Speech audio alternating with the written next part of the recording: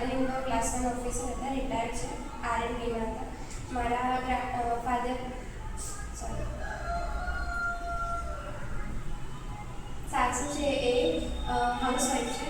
મારા હસબન્ડને deputy section officer તરીકે અમે સચિવાલયમાં છે, ગૃહ વિભાગમાં, અને બે બાળકો છે, અને હું અત્યારે હાઉસવાઈફ છું.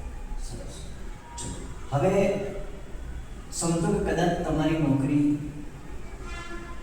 કઈ જગ્યાએ આવશે, કયા જિલ્લાની અંદર આવશે?